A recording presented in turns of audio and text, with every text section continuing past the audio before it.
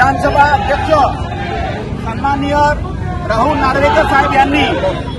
कायदेशीर प्रक्रियेचं पालन करून जी शिवसेना बाळासाहेबांनी स्थापन केली, ज्या बाळासाहेबांच्या हिंदुत्वाचा विचार दिघे साहेबांनी पुढे नेला आणि जो गेल्या 2.5 वर्षांआधी जो हिंदुत्वाचा विचार मागे पडला होता तो पुन्हा एकदा भगवा ताकदीने उभा राहावा म्हणून त्यांनी बंद केलं। त्या आपल्या शिवसैनिकाचं नाव होतं एकनाथ शिंदे साहेब आणि त्यांनी महाराष्ट्राच्या मुख्यमंत्रीपदाची शपथ घेतली आणि का त्याच्यावर सुप्रीम कोर्ट आणि शिक्कामोर्तब केलंच होतं, परंतु विधानसभा अध्यक्ष राहुल नार्वेकर यांनी शिक्कामोर्तब करून शिवसेना ही हिंदुत्वाच्या विचारावर आधारित, बाळासाहेबांच्या विचारावर आधारित, धर्मवीर आनंद दिघे साहेबांच्या विचारावर आधारित ही शिवसेना एकनाथ शिंदे साहेबांचा हा निकाल दिला आणि म्हणून आज आपण आनंदोत्सव साजरा करतोय। विधानसभेचे सभापती राहुल नार्वेकर यांनी काल 10 जानेवारी रोजी एकनाथ शिंदे यांची शिवसेना खरी असल्याचा निकाल दिलाय। हा निकाल लागताच शिवसेना शिंदे गटामध्ये उत्साहाचे वातावरण असून अनेक ठिकाणी शिवसेनेचा जल्लोष पाहावयास मिळत आहे। तर आज 11 जानेवारी रोजी गुरुवारी पालघर जिल्ह्यामध्ये सुद्धा या निकालाचा मोठा जल्लोष दिसून आला। महाराष्ट्र विधानसभेचे अध्यक्ष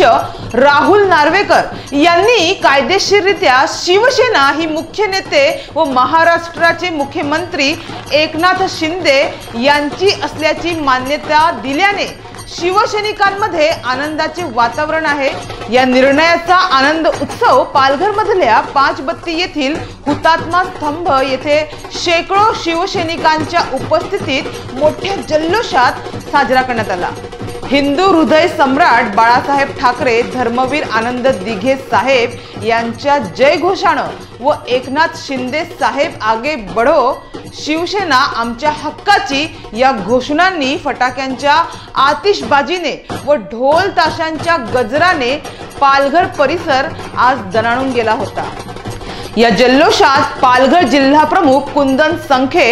जिल्हा प्रमुख वसंत चव्हाण, उपनेत्या ज्योतिताई मेहर, आदिवासी राज्य संघटक जगदीश धोडी, पालघर नगर परिषदेचे उपनगराध्यक्ष उत्तम घरत, महिला जिल्हा संपर्क प्रमुख भारती गावकर, महिला जिल्हा संघटिका वैदेही वाढान, पालघरचे ज्येष्ठ नगरसेवक सुभाष दादा पाटील, उपजिल्हा प्रमुख नीलम संखे, पालघर विधानसभा क्षेत्रप्रमुख रवी चौधरी, डहाणू विधानसभा संघटक आदित्य अहिरे, पालघर तालुका प्रमुख संजय चौधरी यासह सर्व पदाधिकारी, शिवसैनिक व महिला शिवसैनिक मोठ्या संख्येने सहभागी झाले होते।